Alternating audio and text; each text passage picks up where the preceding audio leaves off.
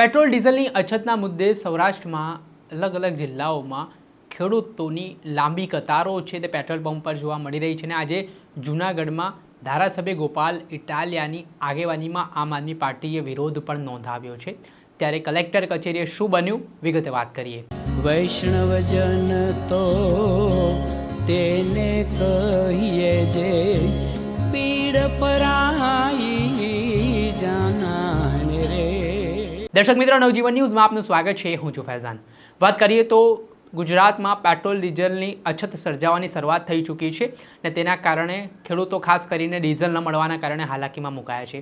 ત્યારે આજે જૂનાગઢ ખાતે આમ આદમી પાર્ટીના નેતાઓ દ્વારા મોંઘવારી અને પેટ્રોલ ડીઝલ મુદ્દે વિરોધ નોંધાવ્યો, જેમાં વિસાવદરના ધારાસભ્ય ગોપાલ ઇટાલિયા ઊંટ ગાડામાં જિલ્લા કલેક્ટર કચેરી સુધી પહોંચ્યા, જે બાદ તેમણે કલેક્ટર કચેરીએ જે વિવિધ સમસ્યાઓનો સામનો ખેડૂતો કરી રહ્યા છે, જે હાલાકી પડી રહી છે તે બાબતે રજૂઆત કરી। એ સમગ્ર ઘટનાનો વિડીયો પણ સામે આવ્યો છે, જેમાં મોટી સંખ્યામાં આમ આદમી પાર્ટીના નેતાઓ કાર્યકરો છે તે આ વિરોધ પ્રદર્શનમાં જોડાયા હતા અને જે જનતાની લાગણી અને માંગણી છે પેટ્રોલ ડીઝલ મુદ્દે, તેમાં ત્વરિત કોઈ નિરાકરણ લાવવામાં આવે, કાર્યવાહી કરવામાં આવે અને પૂરતો જથ્થો ડીઝલનો જનતાને આપવામાં આવે તેવી માંગ સાથે ધારાસભ્ય ગોપાલ ઇટાલિયાએ જિલ્લા કલેક્ટરને શું કહ્યું તે સાંભળો। તો મેડમ, હવે તકલીફ એવી છે, મેં આપને ફોનિંગ કર્યો હતો કે જૂનાગઢ આખા જિલ્લામાં ડીઝલ મળતું નથી।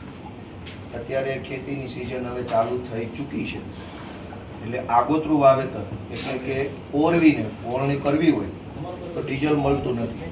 માથાભારે માણસોને મળે છે, ગુંડાઓને મળે છે, ભાજપના માણસોને મળે છે, આ શબ્દ સ્પેસિફિક છે। ખેડૂતોને નથી મળતું। આખા દિવસ લાઈનમાં ઉભા રહે, તડકામાં, વહેલી સવારથી લાઈન, રાત્રે લાઈન। હવે માણસ 20-30 કિલોમીટરથી ટ્રેક્ટર લઈને આવે, જેટલું ડીઝલ એમાં બળી જાય એટલું જ દેતા નથી, તો ખેતી કેમ કરવાની? અને બીજી તકલીફ એ છે કે આ અત્યારે ડીઝલની સમસ્યાના કારણે પૂરતું વાવેતર નહીં થાય તો માત્ર ખેડૂતને નહીં, અનાજનું ઉત્પાદન ઘટશે। આખા ગુજરાતમાં અનાજનું ઉત્પાદન ઘટશે તો લોકોને તકલીફ પડશે। એટલે તમે કંઈક એવો નિર્ણય કરો કે જેટલું ડીઝલ ગુંડાઓને, માથાભારે માણસોને ખાનગીમાં આપી દેવામાં આવે છે એ પ્રમાણે ખેડૂતોને ડીઝલ મળવું જોઈએ। અમુક લોકોને કેરબામાં આપવામાં આવે છે, અમુકને નથી આપતા।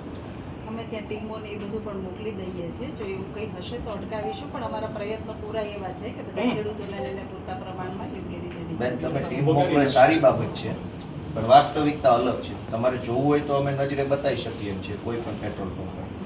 આટલા બધા માણસો આવ્યા છે તો એ બધા પીડિત છે એટલે આવ્યા છે। ડીઝલ મળતું હોય તો કોઈ શું કામ અહીંયા આવે? અમે ડબલા લઈને આવ્યા છે ત્યાંથી ડીઝલ। મને પોતાને ધારાસભ્ય તરીકે ગઈકાલે હું પેટ્રોલ પંપ પર ગયો તો મને કે 1000 રૂપિયાનું જ આપી। મેં રિક્વેસ્ટ કરી કે ભાઈ, મારે ઝઘડો નથી કરવો, હું ધારાસભ્ય છું, મારે કંઈક સરકારી કામથી જવાનું હોય, કંઈક બીજી મેટર બને તો જવું હોય, તું કમસે કમ થોડુંક વધારે આપ। બહુ રિક્વેસ્ટ કરી તો 2000નું આપ્યું।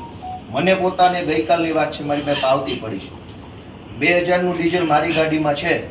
હું ધારાસભ્ય છું, તમને ઓલી મિટિંગમાં બોલાવો, ઓલી મિટિંગમાં બોલાવો, કોઈ ગામમાં ઘટના બની ગઈ, કંઈક બીજું સરકારી કામ અમારે હોય, ક્યાં જવાનું? તો ખેડૂતોને સમયસર ડીઝલ મળે।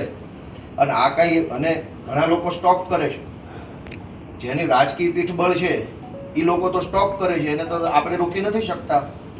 જે સાદો સીધો માણસ છે એ નથી અત્યારે ડીઝલ મેળવી શકતા। અને આ ડીઝલની માથાકૂટના કારણે બધી જ વસ્તુ મોંઘવારી વધી છે। હમણાં છોકરાઓના એડમિશન ચાલુ થશે, ફી વધી છે એની, બસોના ટ્રકના ભાડા વધ્યા છે, એના કારણે દૂધ મોંઘું થાય છે, મોંઘવારી એટલી બધી વધી છે। તો હવે કોણ આનું નિયંત્રણ કોણ કરશે? ઠીક છે, અમારી ટીમો છે, ડીએસપીની ટીમ ને બધા કાળાબજારી કરે છે। ત્યાં સાબરપુર ચોકડી પાસે તપાસ કરો, 2 રૂપિયા વધારે લે છે અને ડીઝલ મળી જાય છે। અમારી ટીમો એક્ટિવ જ છે। હા બેન, કાંઈ એક્ટિવ નથી। ના, એવું નથી। તમે મને એમ કહો કે કઈ જગ્યાએ એક્ટિવ છે? અહીંથી આપણે ડાયરેક્ટ ઈ પંપે જઈએ, કશું નથી એક્ટિવ બેન। અમે ખોટું બોલીને શું ફાયદો? ડીઝલ તો ડીઝલ તો ખાવાની વસ્તુ તો છે નહીં કે વધુ લઈને ખાઈ જાય માણસ। આ તો વાપરવાનો ખેડૂતને એવું બી નથી, ખેડૂતોને નથી આપતા એવું ના બેન, અનેક ખેતરોમાં હિટાચી મશીન, જેસીબી મશીન, ટ્રેક્ટરો, અન્ય સાધનો છે એ ઊભા છે, ડીઝલ નથી એટલે ઊભા છે। ખેતી જ નહીં થાય અને એવું નથી, ખેડૂતોને પણ પ્રાયોરિટીઝ આપીને અપાય જ છે, અને છતાં પણ ક્યાંય અગવડો એ બધું હશે તો અમે ધ્યાન પર લઈ પણ લઈશું. તમે એક કામ, બે વસ્તુ એવી કરો, હેલ્પલાઇન નંબર જાહેર કરો.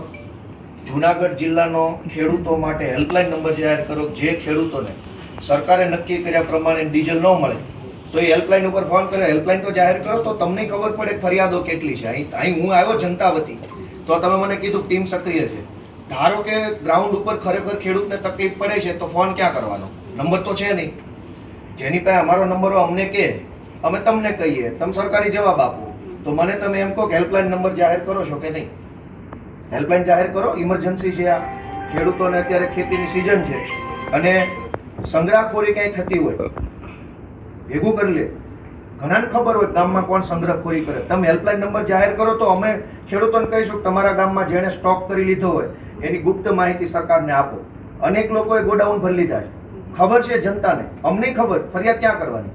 તો તમે હેલ્પલાઇન નંબર જાહેર કરો કે જેણે સંગ્રહખોરી કરી હોય એની ફરિયાદ કરવાનો ગુપ્ત હેલ્પલાઇન નંબર, અને જેને સરકારના નિયમ મુજબનું ડીઝલ ન મળે એની ફરિયાદ કરવાનું પણ હેલ્પલાઇન નંબર જાહેર કરો.